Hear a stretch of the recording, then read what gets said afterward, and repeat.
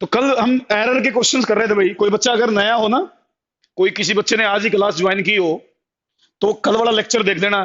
कल वाले लेक्चर के बाद चीजें समझ में आना स्टार्ट होंगी आपको, अगर कोई बच्चा नया हो तो क्लास में। पुराने बच्चों के लिए तो कोई नई चीज नहीं है, वही जो कल लेक्चर था उसी को आगे बढ़ाएंगे हम, उसी के कुछ क्वेश्चंस करेंगे हम। मैं कुछ न्यूमेरिकल्स करवाऊंगा उससे रिलेटेड, कल वाले से रिलेटेड कुछ छोटा छोटा मोटा कंसेप्ट भी समझाऊंगा पहले। कल थ्योरेटिकल पोर्शन हमने कवर किया था, ये कल हमने एक न्यूमेरिकल किया था कल, ये वाला न्यूमेरिकल। एक और देख लेते हैं, अगर मैंने लिख रखा हो तो ये देख लीजिए एक बार, ये क्वेश्चन पढ़ लीजिए एक बार। इस क्वेश्चन को सोल्व करेंगे हम इसको। इसमें तो क्या लिखा थी, sides of the cube measured to be, cube की साइड्स बता रखी है, ये मेजरमेंट कर रखा है, ये बता रखा है। Find the percentage change in measurement, ये परसेंटेज एरर बोलना चाहिए वैसे ना, चेंज की बजाय ना परसेंटेज एरर, परसेंटेज एरर बोलना चाहिए इसको। तो क्यूब की साइड है ये। अब देखो, जब भी हम किसी चीज को विद एरर लिखते हैं ना, किसी भी चीज को विद एरर लिखते हैं ना, तो ये जो प्लस माइनस है, इससे आगे जो वैल्यू है, जैसे ये होती है एरर, ये एरर होती है, और ये वैल्यू होती है। एक तो ये समझो, दिस टर्म विल रिप्रेजेंट, मतलब this value will represent the given value, and this will represent the error. ये एरर को रिप्रेजेंट करेगी और ये वैल्यू को रिप्रेजेंट करेगी। लिखने का तरीका है ये, एरर के साथ अगर कोई चीज लिखनी हो तो। और ये प्लस माइनस, प्लस माइनस दिमाग में आकर भाई प्लस माइनस दोनों क्यों लिख रखे हैं बेटा? जैसे कल मैंने बताया था कि कोई भी इंस्ट्रूमेंट से आप जब मेजरमेंट करते हैं तो उसमें रैंडम एरर हमेशा आती है। रैंडम एरर को आप खत्म नहीं कर सकते, केवल मिनिमाइज कर सकते हो। रैंडम एरर केवल मिनिमाइज होती, खत्म नहीं होती। और रैंडम एरर के पॉजिटिव आने के चांस भी होते हैं, और रैंडम एरर के उतने ही नेगेटिव आने के चांस भी होते हैं। तो हो सकता है रैंडम एरर हमारी पॉजिटिव हो, या हो सकता है नेगेटिव हो, तो इसलिए प्लस माइनस दोनों में लिखने पड़ते हैं। अब ये तो होगी वैल्यू, और ये होगी एरर, मतलब दिस इज एब्सोल्यूट एरर, ये एब्सोल्यूट एरर होगी, और ये वैल्यू होगी। इसने पूछा फाइंड दी परसेंटेज चेंज की बजाय ना परसेंटेज एरर होना चाहिए, परसेंटेज एरर। तो मैं साइड को मान लेता हूं एल, तो एल तो होगी 20.44 सेंटीमीटर, ये तो होगी एल। और एरर होगी भाई प्लस माइनस 0.02 सेंटीमीटर। इसने मुझे परसेंटेज एरर, तो पहले मैं निकालूंगा फ्रैक्शनल एरर या रिलेटिव एरर। रिलेटिव एरर ये मेरी बनेगी 0.02 ओवर 20.44। एब्सोल्यूट एरर को वैल्यू से डिवाइड कर दो, एब्सोल्यूट एरर को वैल्यू से डिवाइड कर दो, ये हो जाएगी रिलेटिव एरर। इसने पूछा परसेंटेज एरर, इसको 100 से मल्टीप्लाई कर दो। परसेंटेज एरर के लिए मैं क्या करूंगा, इसको 100 से मल्टीप्लाई करूंगा। तो परसेंटेज एरर अगर मैं निकालनी है, परसेंटेज एरर, तो वो मेरी बनेगी भाई 0.02 डिवाइड बाय 20.44 इंटू 100। ये मेथड सिखा रहा हूं मैं, वैल्यू मैंने लिख रखी है, जिस मेथड से समझाने के लिए मैं दोबारा लिख रहा हूं। बाकी मैंने लिखा हुआ इसमें, ये लिख रखा है, सारा सारा लिख रखा है इसमें, लेकिन मेथड समझाने के लिए एक बार और लिख दिया मैंने। तो भाई ये लिस्ट काउंट को रिप्रेजेंट कर रही थी, ये एरर होगी, that will be the error, this is the value. पहले मैं निकालूंगा स्टेप वन में, ये फार्मूला बताया हमने कि भाई ये आपका आंसर आएगा 0.098%, 0.098%, ये इसका आंसर बनेगा 0.098%। हाँ, तो पूरा मैंने मेथड समझा दिया, कैलकुलेशन करके भी दिखा रखी है, इसकी कैलकुलेशन करके भी हमने दिखा रखी है, पुट करके देखो आप इसमें। तो चलो, ये तो कल वाला ही से रिलेटेड था, आज कुछ थोड़ा सा और कर लेते हैं हम। इसने पूछा भाई how can we minimize the instrumental error, तो taking large number of reading, एक ही रीडिंग को लार्ज नंबर ले इसके, use different accurate instrument for the same reading. एक तो भाई इंस्ट्रूमेंटल एरर कम करनी हो ना, तो अच्छे ज्यादा एक्यूरेट इंस्ट्रूमेंट का यूज करो, ज्यादा अच्छे एक्यूरेट इंस्ट्रूमेंट का यूज करो, तो इंस्ट्रूमेंटल एरर कम हो जाएगी आपकी। How to minimise the instrumental error के बारे में इसने पूछा है, तो ज्यादा एक्यूरेट इंस्ट्रूमेंट लेके हम उसको मिनिमाइज कर सकते हैं। ये डिस्कस करना आज हमने, ये पॉइंट डिस्कस करना भाई। अब एडिंग डालो combination of error, combination of error, ये एडिंग डालो कॉम्बिनेशन ऑफ एरर। बिल्कुल, आज का हमारा है कॉम्बिनेशन ऑफ एरर, ये टॉपिक है। पहले मैं इसका मीनिंग समझाता हूं, इसका मतलब क्या है, फिर हम इसके ऊपर, इसका फार्मूला तो लिखा हुआ मैंने, मीनिंग समझाता हूं। कई बार इसको बोलते हैं कॉम्बिनेशन ऑफ एरर, कई बार बोलते propagation of error, combination of error या प्रोपेगेशन ऑफ एरर, ऐसे बोला जाएगा ये चीज। इसका मतलब क्या है, देखो जैसे मैं एग्जांपल लेके समझाने की कोशिश करता हूं। बेटा मान लो हमने कोई दो वैल्यू मेजर की, मान लीजिए कोई भी दो वैल्यू मेजर की, एक वैल्यू ए एक वैल्यू बी। मान लीजिए मैंने दो वैल्यू मेजर की ए और बी। मैं प्रोपेगेशन का मीनिंग समझाने की कोशिश कर रहा हूं, ध्यान से सुनना, क्वेश्चन आएंगे इन्हीं के ऊपर। तो आपको ये कहेगा भाई ए और बी दो आपने मेजर की, मैंने ये कह रखा आप लोगों को एक चीज बता रखी है कि कोई भी मेजरमेंट आप कितने भी ध्यान से कर लो, 100% एक्यूरेट कोई मेजरमेंट नहीं होता। इसका मतलब मैंने ए वैल्यू को मेजर किया, मैंने बी वैल्यू को मेजर किया, तो एरर ए के अंदर भी आएगी और एरर बी के अंदर भी आएगी, हर एक में एरर आएगी। एरर के बगैर तो कोई मेजरमेंट होता ही नहीं है, दिमाग में बैठा लेना। लोकल लैंग्वेज में बेशक हम कहते हैं, फिजिक्स की लैंग्वेज में कोई भी मेजरमेंट बगैर एरर के हो ही नहीं सकता। किसी में कम एरर होती है, किसी में ज्यादा एरर होती है, ये दिमाग में रखना हमेशा। तो भाई मैंने मान ली दो वैल्यू मेजर की ए और बी, ए में भी एरर है प्लस माइनस डेल्टा ए, और बी में भी एरर है plus minus delta B. Delta A ये ए की एरर का सिंबल हो गया, डेल्टा बी बी की एरर का सिंबल हो गया। ठीक है, आपने दो वैल्यू मेजर की ए और बी, उनके अंदर कुछ एरर थी। अब कोई भी दो वैल्यू मेजर करके मान लीजिए आप उन वैल्यूज पर कोई मैथमेटिकल कैलकुलेशन करना चाहते हैं, उसको हम कई बार बोलेंगे टेक्निकल लैंग्वेज में, हम दो वैल्यू हमने मेजर कर ली, हम उसके ऊपर कोई मैथमेटिकल ऑपरेशन करते हैं। मैथमेटिकल ऑपरेशन का मतलब किसी फार्मूले की हेल्प से मैथमेटिकल कैलकुलेशन करके मान लीजिए हम कोई रिजल्ट निकालते हैं। जैसे मान लो हमने ए और बी को मेजर किया और हमने इन दोनों को ऐड करना है, इनको ऐड करके कोई आंसर हमने निकालना है। तो बेटा देखो, जब ए और बी इन दोनों में एरर है, ए और बी दोनों में एरर है, तो इनके ऊपर कैलकुलेशन करके अगर कोई आप रिजल्ट निकाल लोगे तो ये अंडरस्टूड है। जब ए और बी में एरर है तो इनके एडिशन कर लो, चाहे सब्ट्रैक्शन कर लो, मल्टीप्लाई कर लो, चाहे डिवाइड कर लो, इनके ऊपर कैलकुलेशन करके जब रिजल्ट निकालोगे तो उस रिजल्ट में भी जरूर जरूर एरर आएगी, उस रिजल्ट में भी जरूर एरर आएगी। अब इन दो वैल्यूज में एरर थी, आपने इन पर मैथमेटिकल कैलकुलेशन करके कोई रिजल्ट निकाला, तो उस रिजल्ट में भी एरर आएगी। इसको हम कहते हैं प्रोपेगेशन ऑफ एरर। क्या कहते हैं हम? Propagation of error. इनकी एरर इनके कारण या इनके कारण एरर रिजल्ट में भी चली गई, जो एरर इनमें थी उसके कारण रिजल्ट में भी कुछ एरर आएगी। This is called propagation of error. जैसे मान लो ए और बी को मैं ऐड करके एक रिजल्ट निकालता हूं, let A plus B is equal to Z. मान लीजिए मैंने ए प्लस बी को ऐड किया और जेड मेरा आंसर आ गया, जस्ट कोई भी आंसर मैंने बोला जेड। अब बच्चा कहेगा भाई ए और बी में एरर है जी, तो जेड में एरर आएगी? बिल्कुल आएगी भाई, जेड में एरर जरूर आएगी। जब ए और बी में एरर है तो जेड में भी एरर आएगी। तो आपसे पूछेंगे what will be the error in Z, what will be the error in Z. तो अगर मैं जेड की एरर को डेल्टा जेड बोल दूं, मैं जेड की एरर को डेल्टा जेड बोल दूं, तो बेटा जेड के अंदर एरर होगी error of A plus error of B.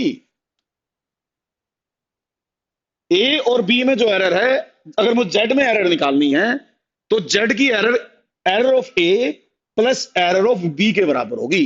ये इसका मतलब है। रिजल्ट में जो एरर होती है वो हमेशा दोनों क्वांटिटीज की एरर के सम के बराबर होती है। दो क्वांटिटीज में जो एरर है उनके सम के बराबर ही रिजल्ट में एरर आएगी।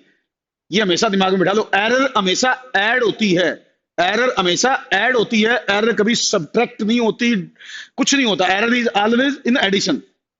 अगर ए और बी में एरर है, मैं जेड निकाल रहा हूं उनको ऐड करके, तो error will be equal to delta of A plus error of delta of B. A की एरर और बी की एरर को ऐड करूंगा, जेड की एरर आ जाएगी। ये आपको ध्यान रखना होता है। मतलब कोई भी दो चीजें अगर गलत मेजर कर रखी है तो उनके कारण रिजल्ट में जो एरर आएगी उन दोनों के सम के बराबर आएगी। उन क्वांटिटीज पर जब कोई भी ऑपरेशन करो, क्वांटिटीज पर जब एडिशन का ऑपरेशन करो, क्वांटिटीज पर जब सब्ट्रैक्शन का ऑपरेशन करो, क्वांटिटीज पर जब मल्टीप्लाई करो, क्वांटिटीज को जब सब्ट्रैक्ट करो, डिवाइड करो, कुछ करो। दोबारा सुनो, ए और बी को कुछ भी करो आप, add subtract multiply divide, error हमेशा इनके सम के बराबर होगी। एरर हमेशा इनके सम के बराबर होगी, ये पॉइंट दिमाग में बिठा लो।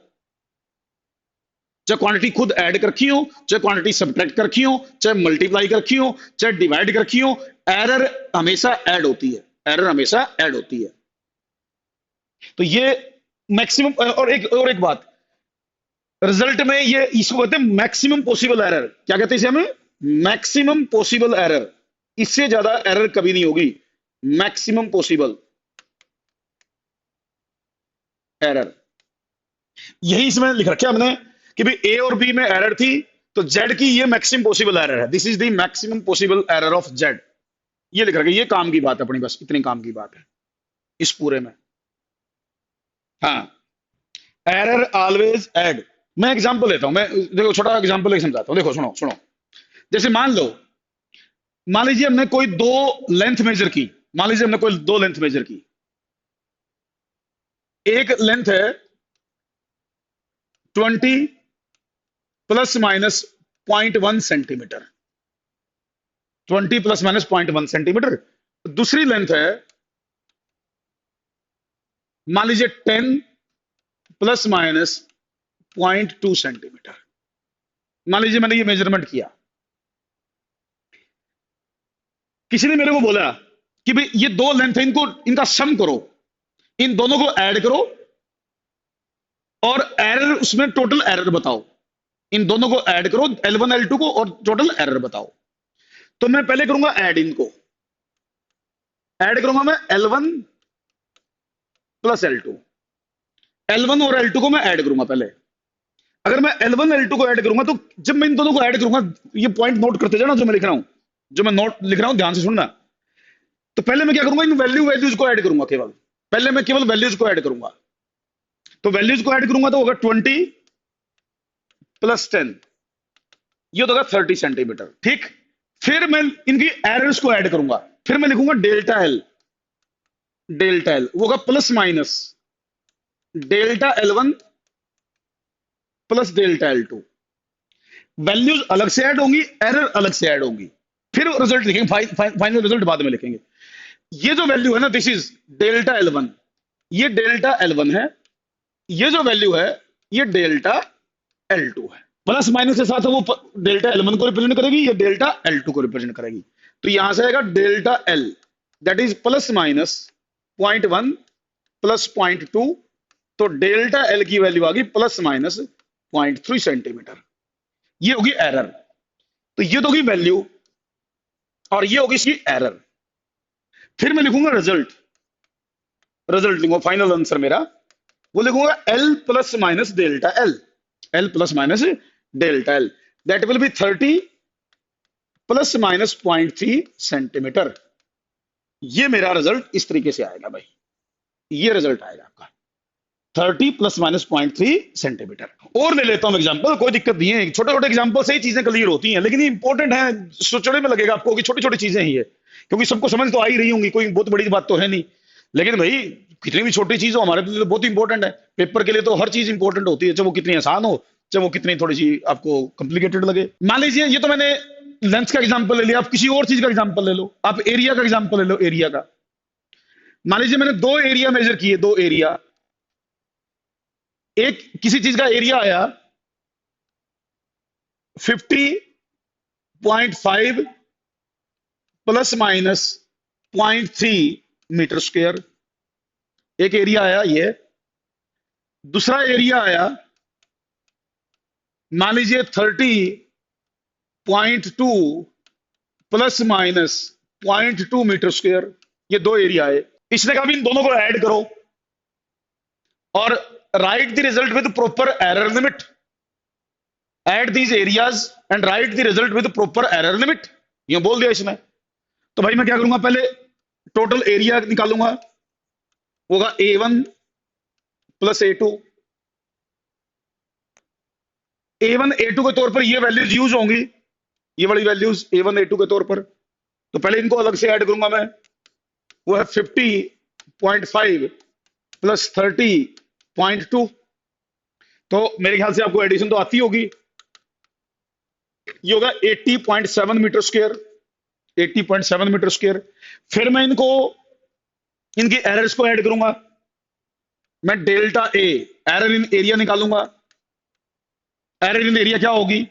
Plus minus delta A1 plus delta A2। ये वैल्यू डेल्टा A1 है और ये वैल्यू डेल्टा A2 है। तो delta A is equal to plus minus 0.3 plus 0.2। तो डेल्टा A की वैल्यू होगी प्लस माइनस 0.5 मीटर स्क्वायर। फिर मैं रिजल्ट लिखूंगा, रिजल्ट लिखते हैं, वो होगा भाई 80.7 plus minus 0.5 metre square. 80.7 plus minus 0.5 metre square, ये आपका रिजल्ट आएगा। इस तरीके से वैल्यू बताई जा सकती है। बिल्कुल प्लस माइनस जरूर लिखने हैं भाई, हाँ प्लस माइनस जरूर लिखने बेटा। आ गया समझ में मनन? ओके। प्लस माइनस क्यों लिखना है, उसका कारण है कि भी आप बात करो बेसिकली रैंडम एरर की, और रैंडम एरर पॉजिटिव और नेगेटिव दोनों हो सकती है। और एग्जांपल लेता हूं, एक और एग्जांपल लेता हूं, एक और एग्जांपल लेता हूं। देखो, अच्छा आपने सीरीज कॉम्बिनेशन ऑफ रेजिस्टेंस पढ़ा है? Series combination of resistance 10th में पढ़ा होगा मेरे ख्याल से। सीरीज कॉम्बिनेशन ऑफ रेजिस्टेंस किस किस ने सीरीज कॉम्बिनेशन ऑफ रेजिस्टेंस पढ़ा है भाई? सीरीज कॉम्बिनेशन का फार्मूला क्या होता है? जैसे दो रेजिस्टेंस हो, ये सीरीज में लगा दिए जाएं, अगर दो रेजिस्टेंस सीरीज में लगा दिए जाएं, R1 R2 R1 R2, तो RS इसकी वैल्यू क्या होती है? R1 plus R2, RS is equal to R1 plus R2। Okay, अच्छा अब मैं, चलो इसका एक एग्जांपल ले लेता हूं।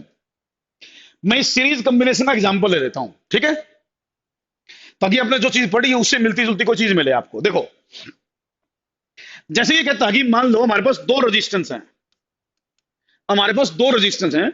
एक रेजिस्टेंस की वैल्यू है मान लीजिए 50 प्लस माइनस 0.4 ओम। एक रेजिस्टेंस 50 प्लस माइनस 0.4 ओम। दूसरा रेजिस्टेंस है 10 प्लस माइनस 0.1 ओम। दो रेजिस्टेंस ने हमारे को दे दिए। आपने कुछ पढ़ा, उसी से रिलेटेड पूछ लेता हूं ताकि थोड़ा सा कॉन्फिडेंस आएगा आपके अंदर, आपको लगेगा जी हमने कुछ चीज पढ़ी हुई पूछ रहे हैं सर हमारे से। ये कहता है ये दो रेजिस्टेंस हैं, फिर बोलता है ये अगर हम इन दोनों रेजिस्टेंसेस को सीरीज में जोड़ दें, if these resistance are connected in series, if these resistance are connected in series, तो कहता है if these two resistances are connected in series then find the result with proper error limit. Then find the result with proper error limit, या find the equivalent resistance with proper error limit. Simple सी बात पूछ रहा है हमारे से कि अगर ये दो रेजिस्टेंस सीरीज में लगा दिए जाएं तो टोटल रेजिस्टेंस बताइए with error limit, proper error के साथ। कुछ नहीं, वैल्यू भर दो, पहले RS निकाल लो, होगा 50 प्लस 10, तो RS की वैल्यू 60 होगी, RS की वैल्यू 60 होगी। फिर डेल्टा RS निकाल लो, डेल्टा RS होगा 0.4 प्लस 0.1, तो प्लस माइनस 0.5 ओम। फिर इक्विवेलेंट रेजिस्टेंस कैसे लिखोगे? रिजल्ट कैसे लिखोगे? रिजल्ट में क्या लिखोगे? 60 प्लस माइनस 0.5 ओम, प्लस माइनस 0.5 ओम। ये आ गया आंसर। अच्छा एक चीज पूछ लो आप लोगों से, हाँ? देखते हैं कितने बच्चों को आती है। आपने ये बता भी सीरीज में रेजिस्टेंस R1 प्लस R2 हो गया, सीरीज में आपने बता भी रेजिस्टेंस R1 प्लस R2 हो गया। तो आपने 10th में एक चीज पढ़ी होगी, 10th में एक चीज पढ़ी होगी भी जब दो रेजिस्टेंस सीरीज में लगाए जाते हैं, जब दो रेजिस्टेंस या दो हो या तीन हो कितने भी हो, जब रेजिस्टेंस सीरीज में लगाए जाते हैं तो टोटल रेजिस्टेंस बढ़ जाता है, टोटल रेजिस्टेंस बढ़ जाता है। कोई बच्चा बता सकता है कि सीरीज में रेजिस्टेंस लगाने से टोटल रेजिस्टेंस क्यों बढ़ जाता है? अगर 10th में पढ़ा हो तो, अगर आप लोगों ने 10th में पढ़ा हो तो ये बता दो कि दो रेजिस्टेंस सीरीज में लगाने से टोटल रेजिस्टेंस क्यों इंक्रीज करता है? इंक्रीज करने का रीजन दे दो मेरे को। देखो बहुत सारे बच्चों को ना कंसेप्ट क्लियर नहीं होते। जैसे मैंने कहा रेजिस्टेंस सीरीज में लगा दिया, ये सबको पता भी रेजिस्टेंस सीरीज में लगाने से इंक्रीज करता है। अगर आपसे पूछना क्यों इंक्रीज करता है, तो ज्यादातर बच्चे पता क्या जवाब देते हैं कि जी दोनों ऐड हो रहे हैं इसलिए इंक्रीज करता है, दोनों ऐड हो रहे हैं इसलिए इंक्रीज करेगा जी, ये तो आपने लिख रखा है खुद ऐड के बराबर। अरे बेटा ये तो मैथमेटिक्स है, ठीक है, लेकिन कोई कारण पूछे आपसे, रीजन पूछे why resistance increases in series, तो उसका कारण क्या होता है, मैं वो कारण पूछ रहा हूं। ऐसे एक दूसरा क्वेश्चन पढ़ता है, why resistance decrease in parallel, series में रेजिस्टेंस क्यों बढ़ता है, पैरेलल में क्यों रेजिस्टेंस डिक्रीज करता है। इन दोनों के रीजन बच्चों को नहीं पता होते, फार्मूले पता होते, ये फार्मूले तो पता है सबको, लेकिन क्यों ये इंक्रीज हुआ सीरीज में, क्यों डिक्रीज करेगा पैरेलल में, इसका कारण छोटा सा होता है, वो समझते नहीं है। उसी को तो कंसेप्ट कहते हैं। मैं 10th की बात थोड़ी देखना चाह रहा था कितने बच्चों को आती है, इसलिए मैंने पूछा है। मैं समझाता हूं भाई, आपने एक फार्मूला पढ़ा हुआ है, देखो आपने ये फार्मूला पढ़ा होगा, R is equal to rho L by A, R is equal to rho L by A. तो रेजिस्टेंस लेंथ के प्रोपोर्शनल होता है, ये सबने पढ़ा है, रेजिस्टेंस लेंथ के प्रोपोर्शनल होता है। 10th की बात बता रहा हूं, जो तुम पढ़ के आए हो, पेपर नहीं हुए वो अलग बात है, लेकिन अगर पेपर में आ जाता तो फंस जाते तुम लोग।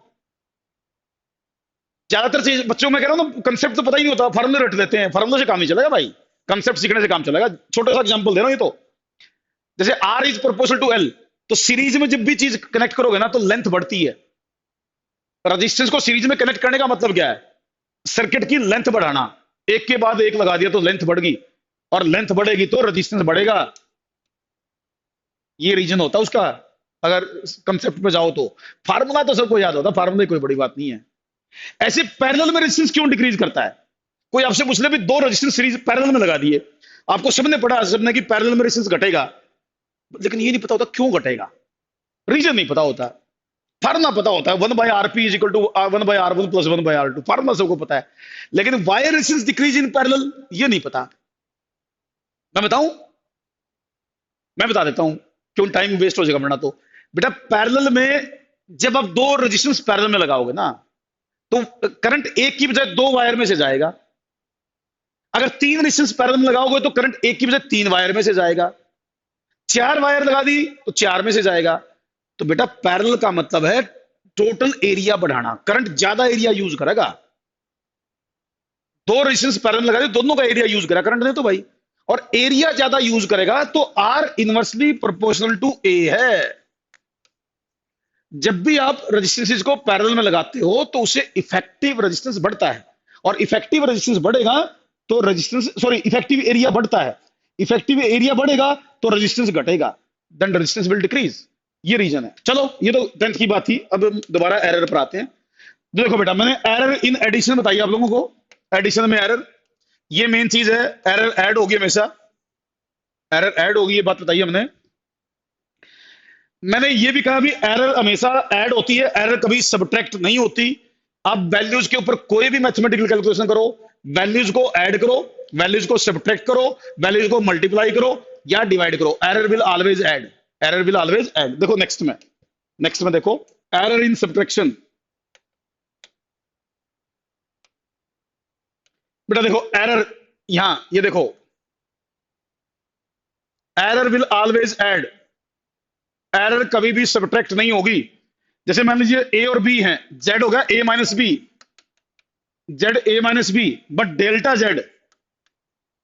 जेड तो वही plus minus delta A plus delta B, ये इसका मतलब ये है जो लिख रखे आपने, ए जेड है A minus B, but error delta A plus delta B है, एरर ऑलवेज ऐड। एक गलती प्लस दूसरी गलती, दो गलती मानी जाती हैं, एक गलती दूसरी गलती को काट नहीं सकती। जैसे मैं तो और आसान तरीके से समझाता हूं, कि एरर हमेशा ऐड होती है। सिंपल लैंग्वेज में समझाने की कोशिश करता हूं ताकि तुम्हें हमेशा याद रहे, ये बात दिमाग में बिठानी पड़ेगी है कि एरर ऑलवेज ऐड। जैसे मान लो दो बच्चे हैं स्कूल में, मान लो दो बच्चे हैं, एक बच्चे ने एक दूसरे को थप्पड़ मारा, पहले वाले ने दूसरे वाले को थप्पड़ मारा, एक गलती कर दी, उसने गलती कर दी, फिर दूसरे ने पहले वाले को उल्टा मार दिया, दूसरे वाले ने पहले वाले को उल्टा मार दिया। तो वो दो बच्चे यूं कहेंगे कि भाई पहले इसने मारा जी फिर मैंने मार दिया, बराबर हो गए हम। तो वो कहेंगे बराबर हो गए जी, पहले इसने मार दिया मैंने इसका मार दिया, अदला बदला हो गई, मार दो हमने कर दिया जी, खत्म कर दी, एक गलती इसकी थी कि मेरी होगी, खत्म। लेकिन नहीं भाई, फिजिक्स की लैंग्वेज में ऐसे नहीं होगा। फिजिक्स की लैंग्वेज में पहले वाले ने भी गलती करी और दूसरे वाले ने भी गलती करी, और दोनों गलती ऐड होकर दो गलतियां होगी, दो गलतियां होगी, वो फर्स्ट वाले की भी गलती मानी जाएगी प्लस दूसरे वाले की मानी जाएगी। और इन दी लैंग्वेज ऑफ फिजिक्स वो दो काउंट होंगी, न कि एक दूसरे को कैंसिल करेगी। तो अब कभी भी एरर सबट्रैक्ट या कुछ और नहीं होती, एरर ऑलवेज ऐड। ये है बात। क्वांटिटीज कुछ भी करो, क्वांटिटीज में कोई मैथमेटिकल कैलकुलेशन करो, तो जेड ए माइनस बी है, error delta A plus delta B है। फिजिक्स की लैंग्वेज में अदला बदली नहीं होती भाई, ऐड होती है, चीजें ऐड होती हैं, ठीक है ना। तो चलो अब इसके एग्जांपल लेता हूं कैलकुलेशन बेस्ड। देखो भाई, कैलकुलेशन का एग्जांपल लेता हूं। देखो बेटा, मैं लेंथ का एग्जांपल ले लूं, एरिया, कोई भी किसी भी चीज का एग्जांपल ले लो आप। मैं अब की बार एग्जांपल वॉल्यूम का ले लेता हूं, वॉल्यूम का ले लेता हूं। देखो मान लीजिए मैंने दो क्वांटिटी, दो चीजें हैं, उनके वॉल्यूम को मेजर किया। मान लीजिए एक का वॉल्यूम आया 20 प्लस माइनस 0.2 मीटर क्यूब, एक का वॉल्यूम आया। दूसरे का वॉल्यूम आया 15 प्लस माइनस 0.1 क्यूब, ये दो वॉल्यूम आए। आपसे पूछा गया find the difference of volume of two bodies, find the difference of volume of two bodies with proper error limit, find the difference of volume of two bodies with proper error limit. तो difference of volume मुझे निकालना है, तो मैं difference को v से represent कर देता हूं। लेट डिफरेंस को मैंने v से रिप्रेजेंट किया, that will be v1 minus v2, v1 minus v2। तो ये है मेरा 20 माइनस 15, तो डिफरेंस तो मेरा हुआ 5 मीटर क्यूब, डिफरेंस तो है 5। फिर एरर भी निकालनी है, एरर को मैं डेल्टा वी लिख देता हूं, एरर को डेल्टा वी, वो होगी भी plus minus delta v1 plus delta v2, plus minus delta v1 plus delta v2, तो वो होगी प्लस माइनस, ये होगी डेल्टा v1, ये होगी डेल्टा v2, तो 0.2 प्लस 0.1, तो डेल्टा v होगी बेटा प्लस माइनस 0.3 मीटर क्यूब। फिर मैं लिखूंगा रिजल्ट, रिजल्ट, तो रिजल्ट आएगा बेटा मेरा 5 प्लस माइनस 0.3 मीटर क्यूब। ये हमारा रिजल्ट रहेगा भाई, this is the required result, ये आपका आंसर आएगा। मैं फिर कह रहा हूं क्वांटिटीज से सबट्रैक्ट करो, क्वांटिटीज को चाहे सबट्रैक्ट करो चाहे ऐड करो, बट एरर हमेशा ऐड होती है, एरर हमेशा ऐड होती है, ये दिमाग में रखना। अगला है एरर ड्यू टू मल्टीप्लिकेशन, अगला है एरर ड्यू टू मल्टीप्लिकेशन। मैं मीनिंग समझाता हूं पहले। जैसे दो वैल्यू हैं ए और बी, ए और बी, मैंने इनको मल्टीप्लाई करके आंसर निकाला, लेट आंसर आया Z A into B, Z आया ए इंटू बी, ए और बी को मल्टीप्लाई किया, मान लो जेड आंसर आया। इसने पूछा भाई जेड में एरर बताओ, what will the error in Z. देखो जब भी कोई मैथमेटिकल कैलकुलेशन करोगे ना, एरर तो जरूर पूछेगा आपसे, एरर के बगैर तो काम ही नहीं चलना अपना। मैं लिखूंगा भाई Z delta Z by Z, multiplication में थोड़ा सा फर्क होगा, ध्यान रखना, जो फर्क होगा वो समझना है आपने।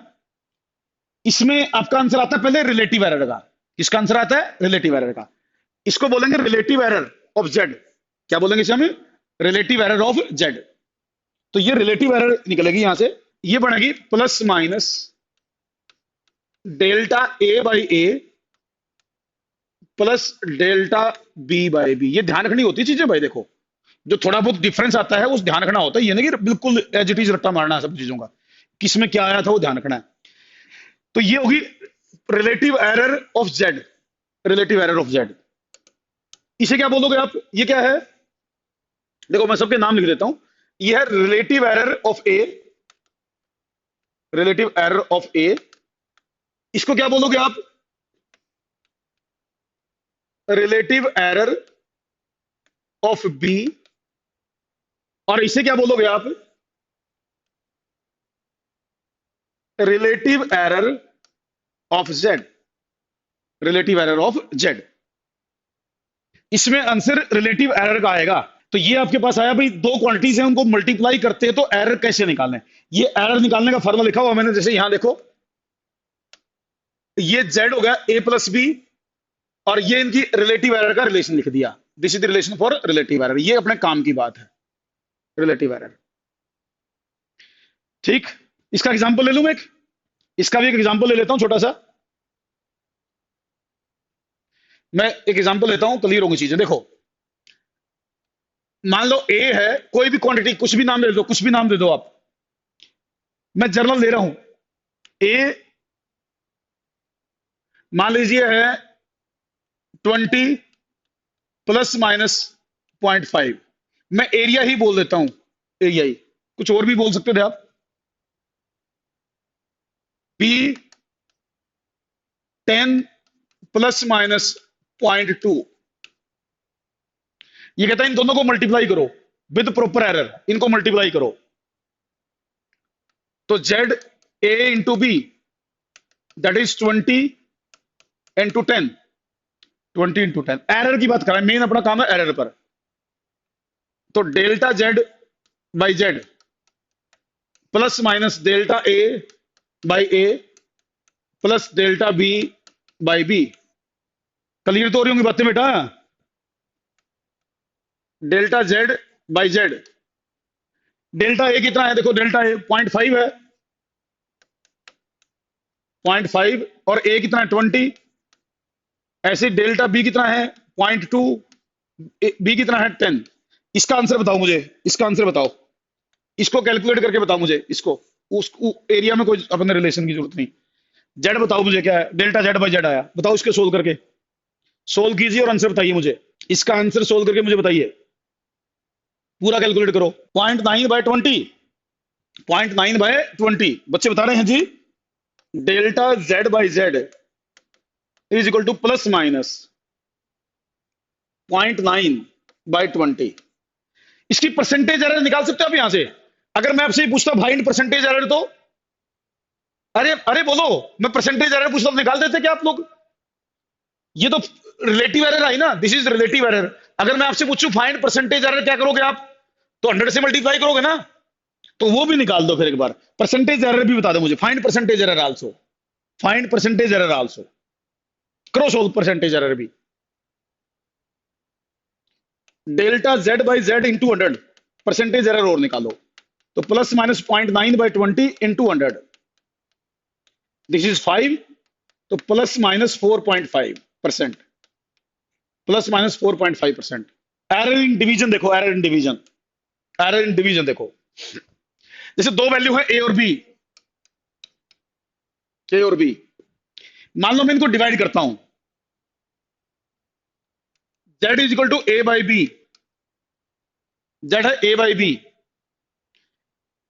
तो यहां से बोलेगा एरर निकालो। तो delta Z by Z plus minus delta A by A plus delta B by B, ये आएगी आपके पास। मल्टीप्लाई और डिवाइड, अगर दो क्वांटिटी को मल्टीप्लाई या डिवाइड करते हो तो यही आंसर आएगा, सेम सेम आंसर आएगा। इस तरीके से फ्रैक्शनल एरर का रिजल्ट आएगा। चाहे उनको डिवाइड करो चाहे मल्टीप्लाई करो, मल्टीप्लिकेशन में भी आया था, डिवीजन में भी यही आएगा। मान लो आपने एक ओम्स लॉ पढ़ा होगा, ओम्स लॉ, उसमें आपने ये फार्मूला पढ़ा होगा, I is equal to V by R, I is equal to V by R, एक फार्मूला पढ़ा, इसी का यूज कर लेता हूं चलो, ताकि बच्चों को ऐसी चीज लगे जो पढ़ रखी है उससे रिलेटेड आ जाए। मैं वही पूछता हूं, जैसे कहता voltage is 200 plus minus 0.5 volt, ये वोल्टेज दे दी। फिर रेजिस्टेंस देता है, रेजिस्टेंस इज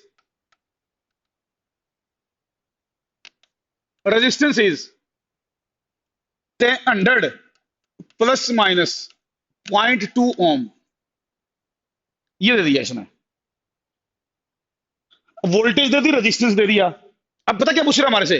ये पूछ रहा है find current with find current and also find relative error in current. दो चीज पूछ रहा है, find the value of current and also find the relative error in the current.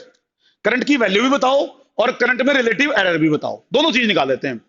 तो पहले तो मैं करंट निकाल देता हूं, करंट V बाई आर करके करंट तो निकालो पहले सीधा सीधा, और बाद में इसकी रिलेटिव एरर भी निकाल देंगे हम। तो 200/100, तो ये होगा 2 एम्पियर, ये 2 एम्पियर हो गया। करंट तो अगर 2 एम्पियर, ठीक है भाई, सबको समझ में आया, आसान है, 10th में पढ़ रखा है, ओम्स लॉ सबने पढ़ा होता है। चलो अब इसके बाद हमने निकाला रिलेटिव एरर इन करंट। तो डिवीजन का फार्मूला है, डिवीजन का फार्मूला है। डिवीजन में डेल्टा आई बाई आई, ये होगी इसकी रिलेटिव एरर। ये बनेगी plus minus delta V by V plus delta R by R. Relative error add होगी, वी की एरर और आर की एरर, वी और आर की एरर।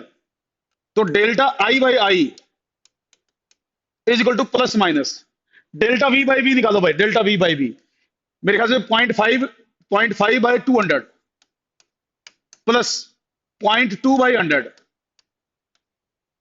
इसको सोल्व करो भाई, प्लस माइनस एलसीएम आया 200, 0.5 प्लस 0.4, तो ये बनेगा भाई delta I by I is equal to plus minus 0.9 by 200, 0.9 by 200। ये होगी relative error. This is relative error and this is value of current.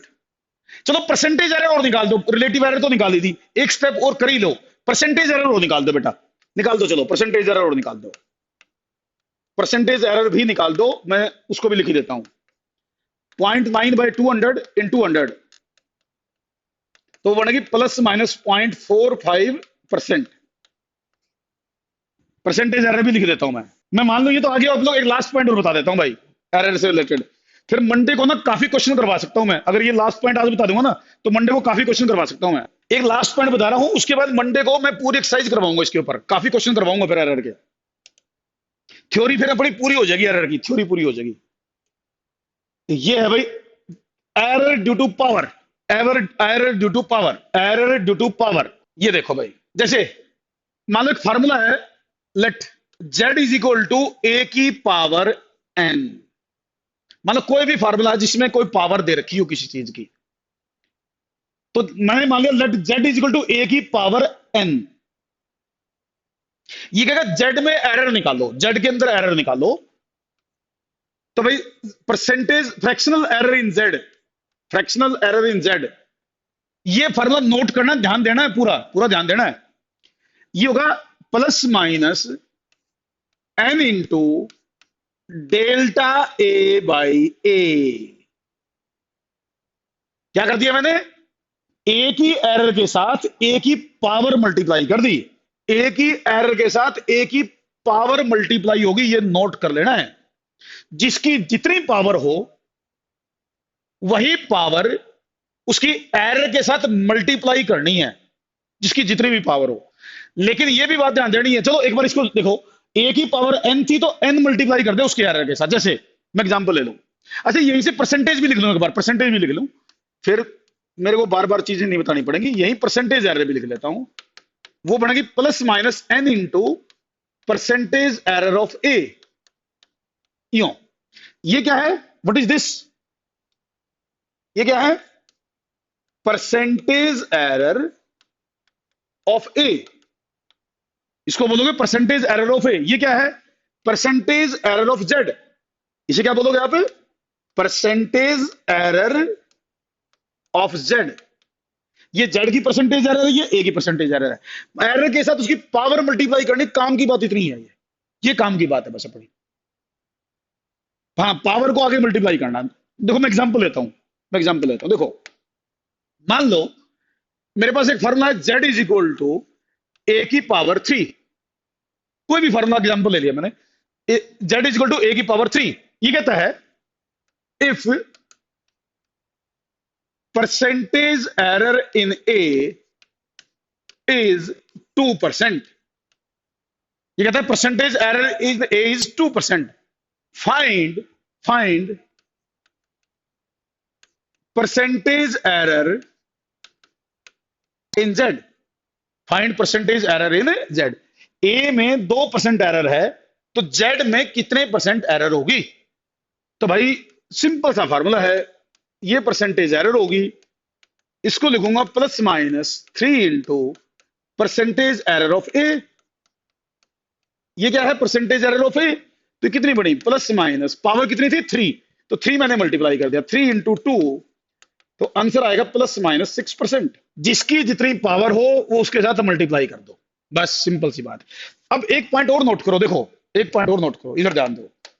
मैंने अगला एग्जांपल रखे, अगला एग्जांपल ये देखो एक बार फार्मूला मैं इसको यहां लिख देता हूं। मैं लिखा P is equal to A की पावर x बी की पावर वाई और सी की पावर जेड। ये लिख दिया मैंने कोई फार्मूला, क्योंकि जरूरी है एक से ज्यादा वैल्यू हो सकती है ना, ए बी सी तीन चीज आ गई। अब यही चीज जो पावर वाला फार्मूला पहले लिखा ना, वही इसमें भी लगेगा। जैसे delta P by P, delta P by P, note करना ये पॉइंट। ये ए की पावर कितनी है, एक्स। इस फार्मूले में ए की पावर क्या मान दी अपने, एक्स, तो X into delta A by A. B की पावर कितनी है, वाई, तो Y into delta B by B. C की पावर कितनी है, सी की power Z, Z into delta C by C. अब एक पॉइंट जो मुझे बताना मेन, वो नोट करो एक बार, ध्यान दो। कुछ बच्चे गलती गलती पता क्या करेंगे, गलती ये करेंगे कि सी की पावर नीचे है, सी नीचे है, तो वो कई बार माइनस जेड मल्टीप्लाई कर देंगे, माइनस जेड। वो गलत है। आपने पावर की वैल्यू विदाउट साइन पुट करनी है, चाहे वो पावर पॉजिटिव बने आपके अकॉर्डिंग, चाहे वो नेगेटिव बने, चाहे वो वैल्यू ऊपर हो चाहे नीचे हो। आपने कभी भी नेगेटिव मल्टीप्लाई नहीं करना है। अगर मैं यहां माइनस जेड मल्टीप्लाई करूंगा ना, तो भाई एरर सब्ट्रैक्ट होगी, सी की एरर तो फिर सब्ट्रैक्ट हो जाएगी। और एरर कभी सब्ट्रैक्ट नहीं होती है, एरर हमेशा ऐड होती है। तो गलती मत करना ये कि ऊपर वाली एरर पावर ले ली। कुछ बच्चे पता क्या करेंगे, या कई बार क्वेश्चन यूं दे देगा, क्वेश्चन यूं दे देगा, ए की पावर एक्स, बी की पावर वाई, सी की पावर माइनस जेड। इस सी को ऊपर ले आओगा वो बच्चा, सोचेगा भाई सी की पावर तो नेगेटिव है, तो नेगेटिव मल्टीप्लाई करूंगा। मैं कह रहा हूं नेगेटिव मल्टीप्लाई नहीं करना। पावर से आपकी नेगेटिव बनती है, जो पॉजिटिव उसकी वैल्यू मल्टीप्लाई करनी है। नेगेटिव मल्टीप्लाई करोगे तो एरर सब्ट्रैक्ट हो जाएगी, और एरर कभी भी सब्ट्रैक्ट नहीं होती, एरर हमेशा ऐड होती है। तो ये पॉइंट नोट कर लेना ध्यान से। चलो आज की क्लास को यही रोक रहा हूं। इसके अगले, अभी तो थ्योरी करवाई मैंने एरर से रिलेटेड, एरर से रिलेटेड मैंने थ्योरी करवाई है। मंडे को इसके ऊपर न्यूमेरिकल्स लेंगे, काफी क्वेश्चन करवाएंगे हम एरर के। तो वो सारा कुछ मंडे को फिर ये टॉपिक आपका एरर वाला कंप्लीट होगा। 8-10 क्वेश्चन करवाऊंगा इसके ऊपर, मैं सारे हर टाइप के क्वेश्चन करवा दूंगा इसको। ठीक, बाय बाय बेटा, टेक केयर।